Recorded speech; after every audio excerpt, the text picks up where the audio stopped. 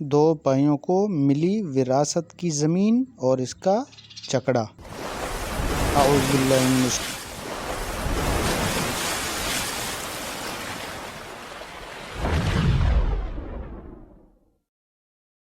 اعوذ باللہ من الشیطان الرجیم، بسم اللہ الرحمن الرحیم۔ دو بھائیوں کو وراثت میں زمین ملی تھی اور وہ سالوں سے اس پر اکٹھے کام کر رہے تھے۔ ایک دن کسی معمولی بات پر دونوں کی تکرار ہو گئی اور بات اتنی بڑی کہ دونوں نے زمین کے بٹوارے کا فیصلہ کر لیا۔ ایک دن بڑے بھائی کے دروازے پر دستک ہوئی۔ دروازہ کھولا تو ایک مزدور کھڑا تھا۔ مزدور کہنے لگا، میں کئی دنوں سے کسی کام کی تلاش میں ہوں۔ آپ کا دروازہ اس امید پر کھڑکایا ہے کہ شاید آپ کے گھر یا کھیت میں کوئی کام ہو جو میں انجام دے سکوں۔ اتفاقاً مجھے بھی کسی کار کی تلاش تھی۔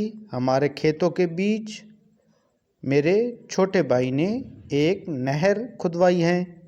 میں چاہتا ہوں کہ تم ہماری زمین کے بیچ ایک دیوار بنا لو تاکہ میں آئندہ اس کی شکل بھی نہ دیکھ سکوں۔ کاریگر نے کہا کہ جیسا آپ چاہیں میں ویسا ہی کر دوں گا، اور اس نے پیمائش شروع کر دی۔ بڑا بھائی کہنے لگا کہ میں قریبی قصبے جا رہا ہوں ایک کام سے۔ تمہیں اگر کام کے لیے کسی چیز کی ضرورت ہو تو کہو تاکہ میں ساتھ لے آؤں۔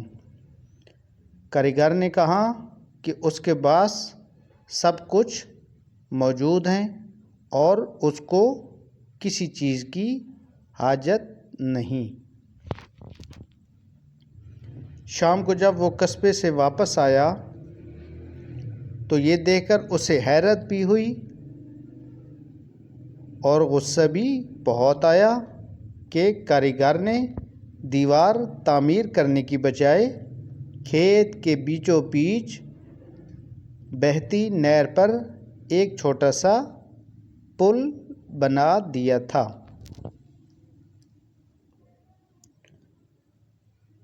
اس نے غصے سے کہا کہ میں نے تمہیں دیوار بنانے کا کہا تھا اور تم نے پل بنا لیا۔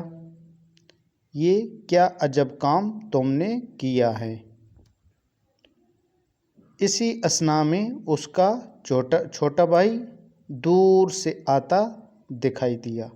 نہر پر پل کو دیکھ کر اسے بہت خوشی ہوئی اور وہ سمجھا کہ بڑے بھائی نے بنوائی ہوگی۔